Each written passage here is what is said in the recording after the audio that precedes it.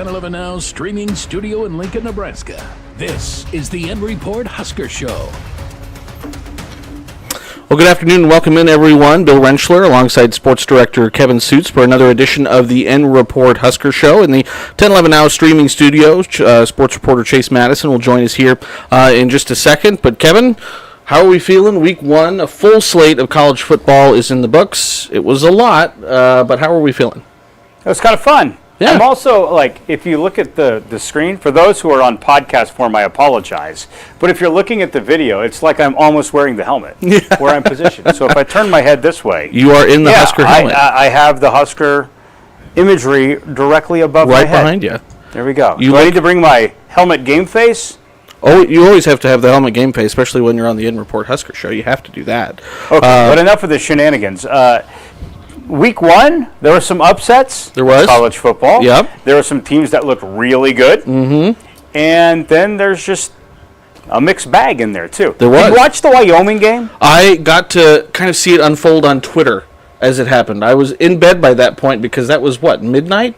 The game got done about 10 minutes till midnight. Yeah. And it was on CBS, so your local CBS affiliate, we need to give a shout-out to the 10-11 weekend crew. Yes. That was working late night. That was a very... The sportscast went on at about 12:15 a.m. That was a late night for Sam, Matteson, and Chase. Kendall was working. Chase got to enjoy some Saturday night Saturday night college football as well. Well, there you go. Well, we got to get Chase in on this discussion. We don't want him to miss out. Chase, how was your first slate of Husker football and college football for week one?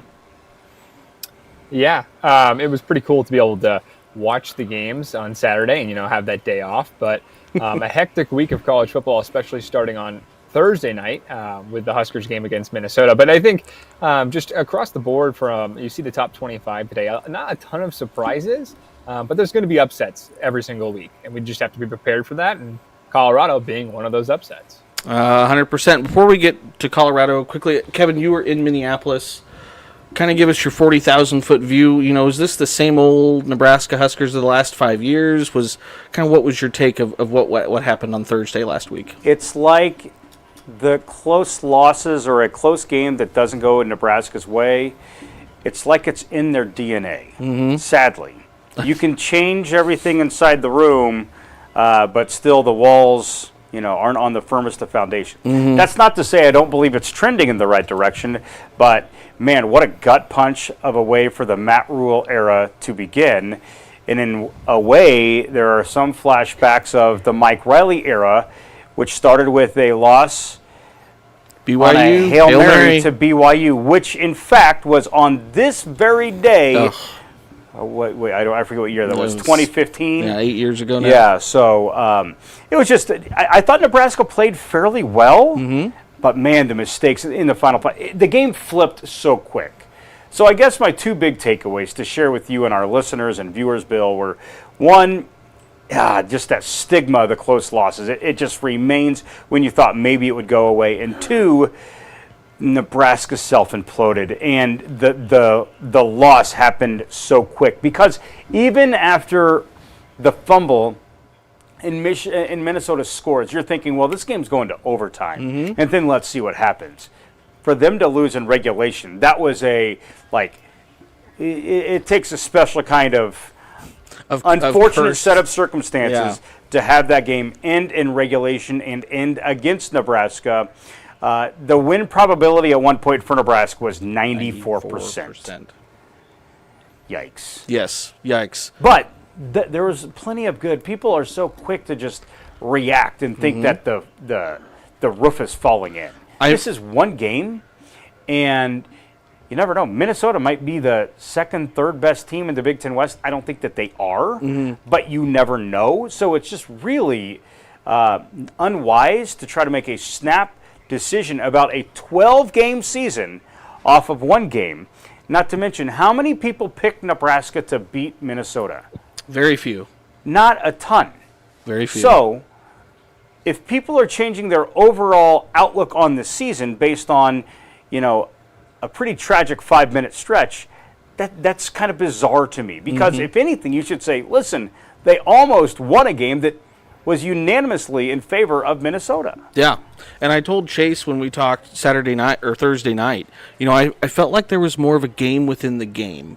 There was coaching that was happening during the game, which I feel like we maybe really haven't seen the last couple of years. Adjustments actually being made, especially on third down. Again, they had 4 out of 5 or 5 out of 6 for their first couple third downs, but then only 2 third down conversions in the second half. The team adjusted. Yeah, Nebraska scores 10 points, and overall total offense was 295. Maybe that's a lower number than some people maybe envisioned, but again, the style of play. It shouldn't surprise anybody that Nebraska sat on the football. Mm-hmm. And I think that they will attempt to do that again this upcoming Saturday and the following week and the following week. If you want to go fast and you want to play with great tempo, you have to have playmakers all over the field. Mm-hmm. And this coaching staff is preaching patience and talking about long-term, year 3, year 4. And so maybe they're going to wait to play with the greater tempo until they have more elite players on the field. I'm not saying that they don't have that right now, but look at the wide receiver room in particular. Mm-hmm. Billy Kemp did not have a catch on Thursday. Thomas Fidone did not have a catch on Thursday. And now you lose Isaiah Garcia Castaneda due to an ACL injury, which will keep him out the remainder of the year. So your receiver room is fairly small. Some young guys are definitely going to get their opportunities to catch the football. Jalen Lloyd, Malachi Coleman are the first couple of names that come to mind. And Josh Fleeks is going to have to be a part of that discussion as well. He's a guy who played for Matt Rule many years ago when he was at Baylor. Yeah, it was interesting to watch, again, all those things that kind of unfolded against Minnesota. Chase, the one thing I thought was interesting, again, we talked Thursday after the game, and the line for the Nebraska-Colorado game at that point was still Nebraska favored, by almost 10 points. But then after the games on Saturday, I don't think I've ever seen a line move that fast where all of a sudden now the line is Colorado's favored by 3.5 points. And again, immediately following all the, Kevin talked about it, but the immediate reaction of Colorado going to TCU, winning against TCU in the fashion that they did, a lot of folks, a lot of fans, a lot of national media has kind of already written Nebraska out of this game. As we kind of transition to talking about this upcoming weekend. Yeah, I think after Thursday night's loss, I think the line moved to almost -1.5 for Nebraska, so still kind of being at edge, and you look at that -1.5 is more almost like a 4-point spread because Colorado be the home team, but now you see it flip, and I think that line's going to continue to move just because the national presence, right? You have a Nebraska team play on Thursday, lose in front of a national audience, and then again on Fox on Saturday, you have Colorado beat the reigning national champion runner-up. So I think there's been just a lot of, spotlight. And I think what we've heard, Kevin and I heard from Nebraska players today at the press conference was that, they really can't be looking at that spotlight just because Colorado is getting so much national media attention that it's just going to sway what the public thinks about this game. And, this is a Colorado team that already kind of had that limelight. It's Deion Sanders.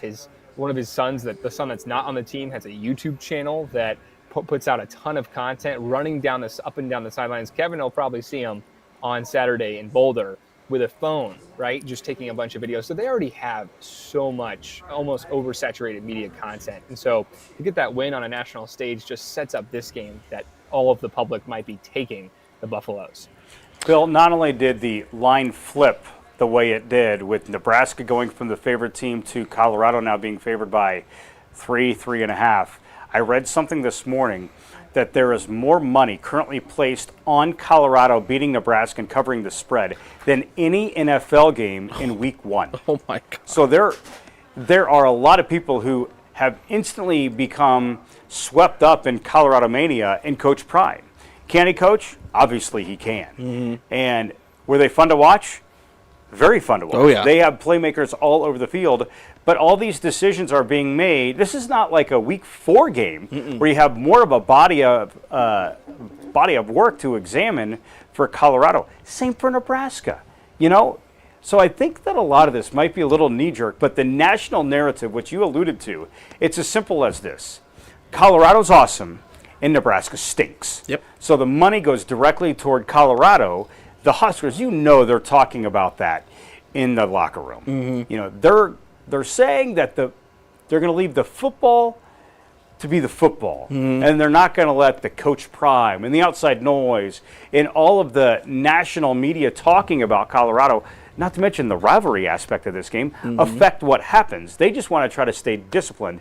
And I think Matt Rule has coached long enough and at a number of different levels that he could potentially find a way to scheme Nebraska to make this a competitive game. This game will not be in the 40s. No. No way. No. And also, how good is TCU?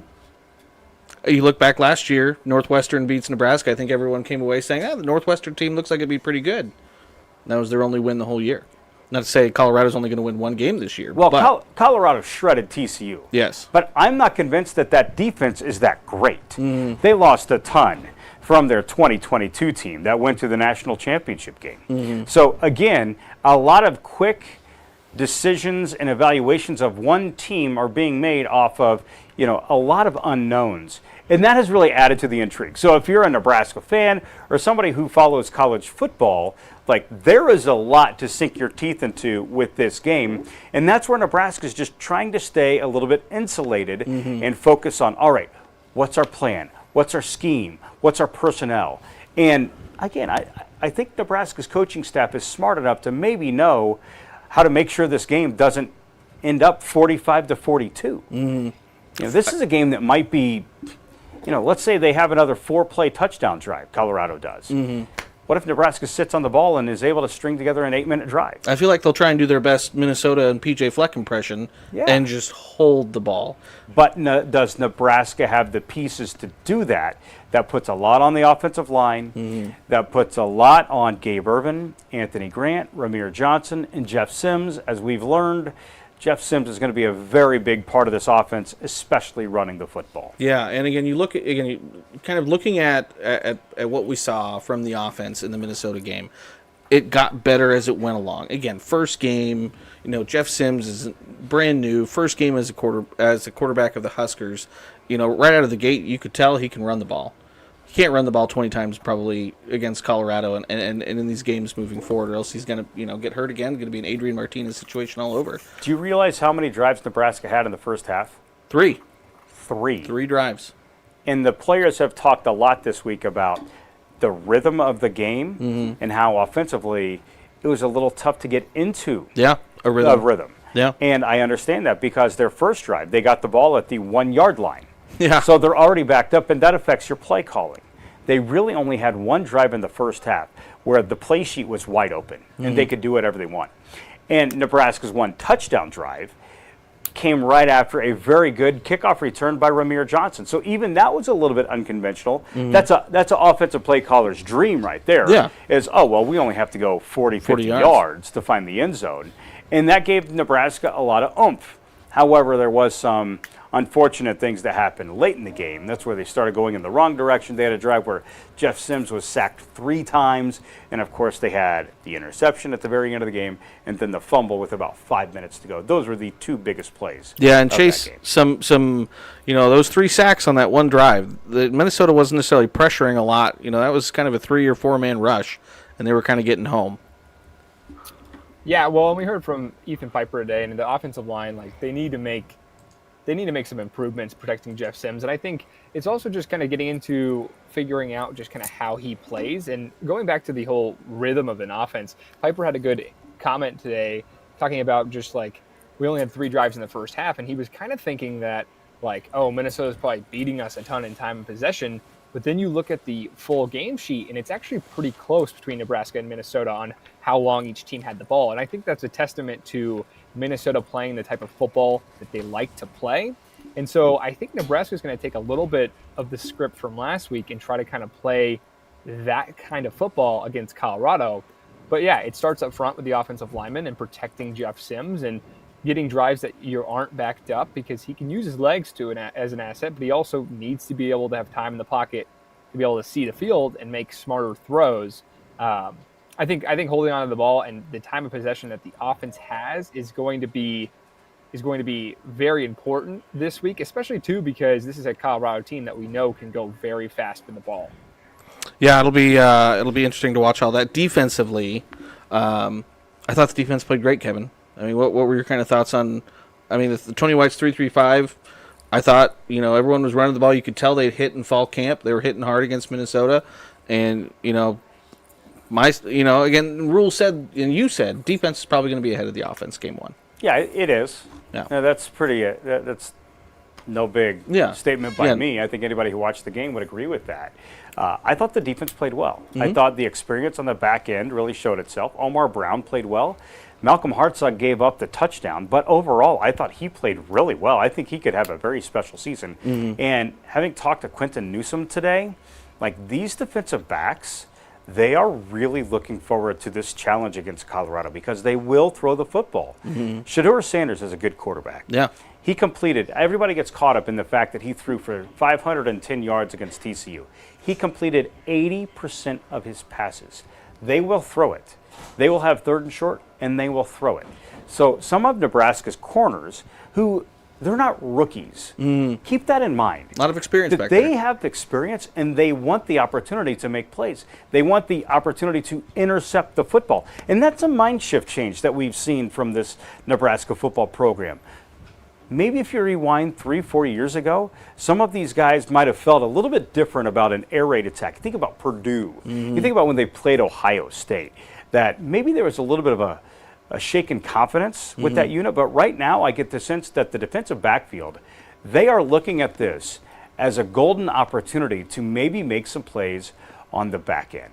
And it could also make a statement for the team. I thought the defensive backfield played really well against Minnesota, and I thought Luke Reimer played really well as well. I think the pass rush was okay, needs to get a little bit better. Yeah. But again, it's really hard to evaluate the totality of a defense when you play a team like Minnesota, which operates slow. The one criticism I would maybe have about Nebraska's defense, third down defense. Look at how many times Minnesota converted on third down. They were so close and third to and long, getting too. off the field multiple times, especially in the first half.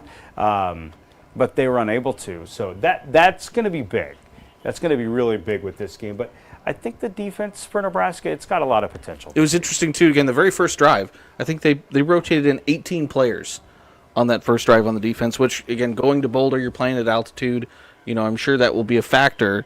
And, the defense looked fresh, fourth quarter. Minnesota wants to wear them down fourth quarter. And again, I think they still look pretty fresh at the end of that game. Specifically on the defensive line. Yeah. We saw about everybody we thought we were going to see. And it wasn't just Nash Hutmaker. And then Ty Robinson obviously was ejected for targeting. He's going to miss the first half of the Colorado game. So you got to see Cam Linhart get in there. Princewell got in there, made his Nebraska debut. But even despite the rotation of guys up front, you didn't notice the EKG of the production of the defensive line. It seemed pretty steady, and that's an encouraging sign. It is. And, Chase, one thing we talked about, again, on Thursday after the game, one thing we really have no concerns about coming out of the Minnesota game was the special teams. Special teams played great. Tristan Alvano, again, freshman, he made his extra point, made his one kick. Brian Buschini boomed, his punts. Kickoff coverage was great, and Ramir Johnson had that 63, 64-yard return to open the half. Yeah, I thought special teams did what they needed to do. And, Brian Buschini did have some good punts. Well, it'll be interesting to see what he could do in Colorado at the altitude. I think it's interesting that the depth chart adds Alvano to the kickoff specialist spot. I think maybe they're looking at his leg being more accurate for Colorado, and maybe that they want to play some positioning and not just kick it into the end zone. They've talked about wanting to run the ball out of the end zone. Maybe they want teams to also have to be forced to take a kickoff. Obviously, you could fair catch it in college football and take it to the 25 from anywhere, but that could prove to be a difference maker. And we saw it with Ramir Johnson, as Kevin mentioned earlier, that being able to flip the field, that's exactly why they're running kicks out. But I don't think, that's an area that Nebraska, that's the one area, I guess, of this team that has the least amount of questions, at least for me right now. But the defense, I have some thoughts on the defense in the secondary. I think, going back to what Kevin was talking about, it doesn't really matter who lines up in front of you, whether it's Travis Hunter, whether it's Jimmy Horn Jr., or Xavier Weaver for Colorado. And they're going to have to just limit the deep balls, right? Because Minnesota had their longest catch was 20 yards. for Colorado, they were going 20 yards chunk plays against TCU. So it's going to be interesting to see, but I have more concerns about the defense than the special teams, to answer your question. But will Colorado be as willing to take those deep shots against Nebraska as they did against TCU?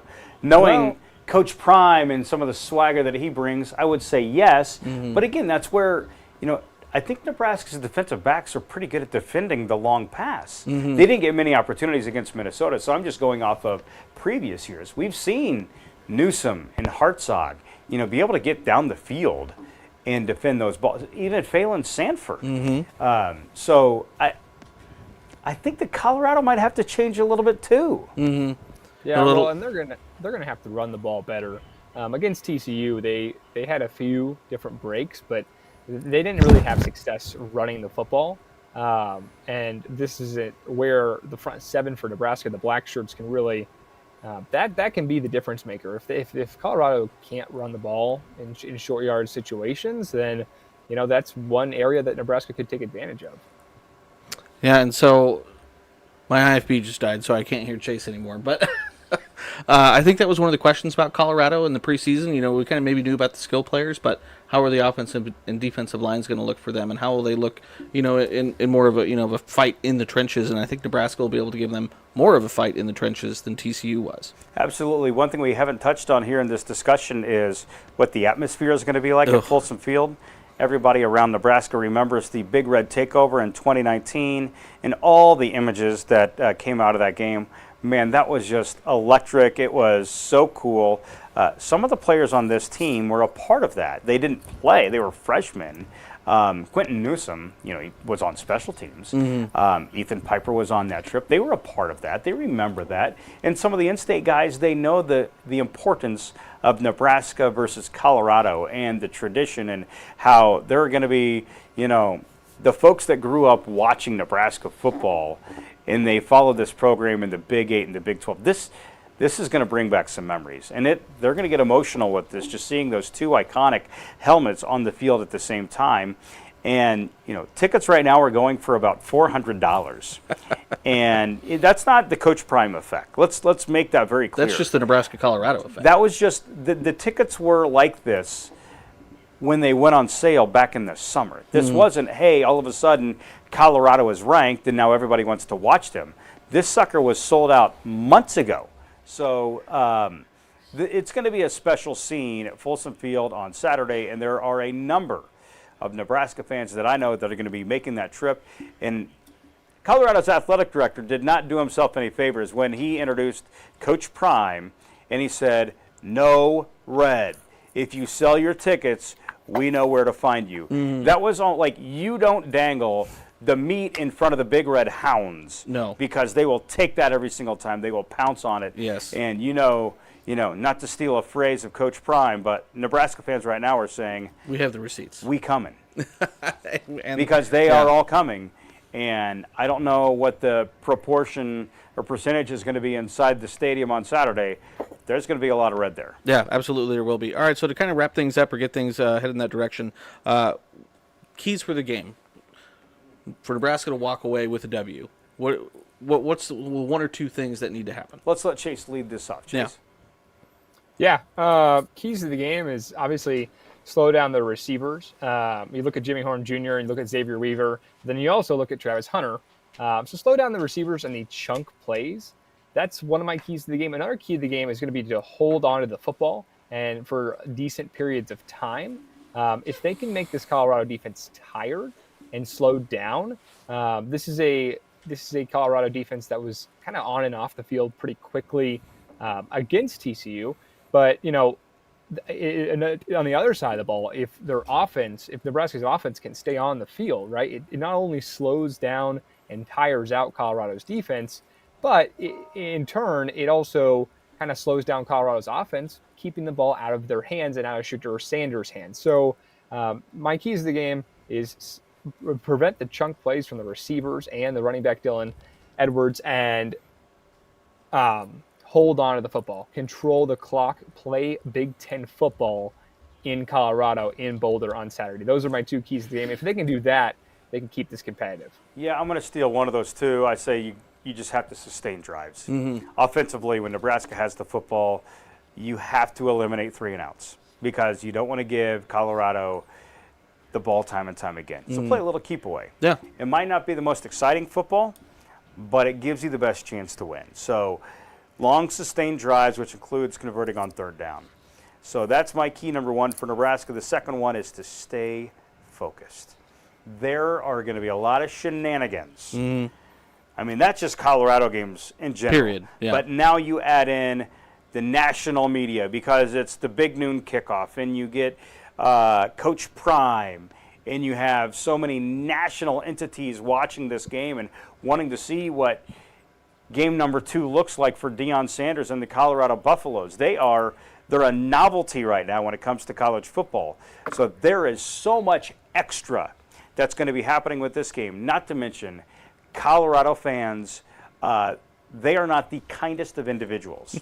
So stay focused, and that's where I really like Matt Rule's message to his team. Yeah. Keep the football. Just stay focused on the football. And I think that's my second key for Nebraska, is to they really have to be very aware of blocking everything out and just understand situations, understand what the calls are, understand what the personnel is. And if you do that, you can eliminate some of those extracurriculars because that's going to be a pretty turned up environment on Saturday. It'll be a noisy Folsom Field, that's for sure. Again, Colorado coming in ranked now. I think the AP poll came out 22, 25 in the coaches poll now. So again, top 25 matchup for Nebraska on the road. Again, kickoff at 11 a.m. Central, and it'll be televised nationally on Fox. Again, Kevin and Chase are going to have all the pregame coverage on 10-11, both on air and online. So look for that in the end report every day until Friday, 6 and 10. We'll have everything covered. So anything else before we go? Kevin, I want to ask you again, what's your favorite moment in the Nebraska-Colorado rivalry, home or away? I know there's probably a lot to choose from. My eyes just kind of bugged out. There's, I don't know, Bill. How deep were we I was going in the with stadium for the 2009, the kick and the pick, the Alex Henry 57-yarder, Ndamukong Suh interception return. I didn't know you were saying it could be a game in Lincoln or either one. Just the rivalry. Well, then it's the Alex Henry kick because I still contend that game is one of my favorite games I've ever attended.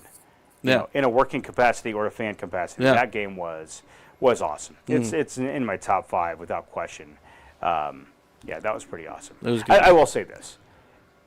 Every time I've been to Boulder, some of the video I get is pretty epic. And it's not all made for TV. If you're reading between the lines. Yes. And it's not even about the football. In fact, 2019, there were some students in the Colorado section who got in as soon as they could. They went sprinting down to the front row, and they were within earshot of Nebraska's quarterbacks and offensive linemen. And I heard every word in the book. Oh, gosh. Over and over and over and over and over and over and over. And there were hand gestures, and it was just like, well, here you go. This is what a game in Colorado is like. I bet they weren't thumbs up.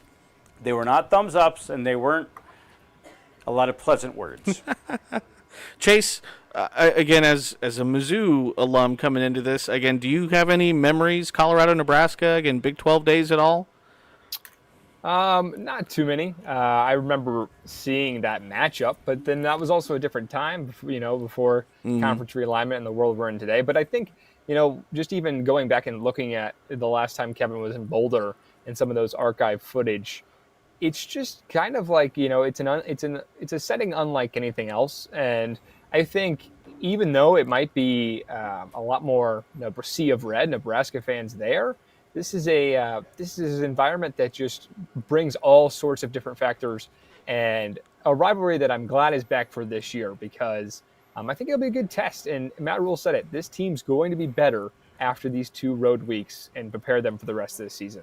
100%. It's weird not having a home game early in the year. Until mid-September. This is just kind of abnormal, the fact that last year Nebraska starts in a different continent. And this year they're starting with back-to-back road games, including a Thursday game. Whatever happened to playing, Florida International in week 1 in Memorial Stadium on a 94-degree day? Yep. It's just kind of not the way it's been. But I think Chase brought up a great point there, that I think Matt Rule has a very good argument that Nebraska's definitely going to improve quite a bit in these first couple of weeks, having played on the road and against the opponents that they are facing, both Power 5 teams. Kevin, you mentioned Florida International. If it was Florida Atlantic, it would be Casey Thompson. That's why I said Florida International. Who I think he threw five touchdowns in their opening week win. So yeah, it'll be interesting to see the ping pong of Jeff Sims and Casey Thompson. Obviously, Thompson's not playing at the same level of competition, but it's interesting. They moved to Sims. And for those people that are going to go there, like, come on, this is a totally different offense. Oh, yeah. You know, there's no guarantees Casey Thompson, in his skill set, fits the offense that they're running right now. Not to say the coaching staff could have changed it. So let's just all unite in wishing Casey Thompson well. Yeah. I hope he has a tremendous season, and I hope that Florida Atlantic goes to a bowl game this year. You know, I wish Casey Thompson nothing but the best. He was great in the press conference settings. I think all the fans that watched him know he battled some injuries, and he gave the Huskers his all while he was here. You could tell he gave 130%. You can really exhaust a lot of negative energy trying to compare the quarterback that was and the quarterback that is. And I felt like unfairly that happened last year with Adrian Martinez and his success at Kansas State. So, I'm not going to engage in those kinds of thoughts because they're just not productive. So, not to get all hooray, yay people here, but he played for Nebraska. Wish him well. Yeah, 100%. He didn't he's at leave FAU. here He's playing well. He didn't leave here on bad terms. No. Same thing with Alante Brown and some of the guys who did decide to hit the portal. Yeah, there's plenty of guys, and we wish them all the best. So, all right, we'll go ahead and we'll wrap it up. Chase, thanks so much for jumping in there. Appreciate it. Again, Kevin, as always, thank you for all of your insight and all the coverage that you take care of. So, again, thanks everyone for watching and for listening in the 1011 Now streaming studio. Again, this has been the N Report Husker Show. Again, make sure to like and subscribe to the 1011 YouTube channel. And again, as always, keep it tuned to 1011 both on air and online for all the latest news, weather, and sports. For Kevin Sjuts, Chase Matteson, I'm Bill Rentschler. Thanks so much for everyone for watching. You've been listening to the N Report Husker Show from 1011. Watch, listen, and stream on the 1011 Now app, on YouTube, or wherever you get your podcasts. For more Husker coverage throughout the week, watch the N Report on 1011 Sports at 6 and 10 p.m. and download the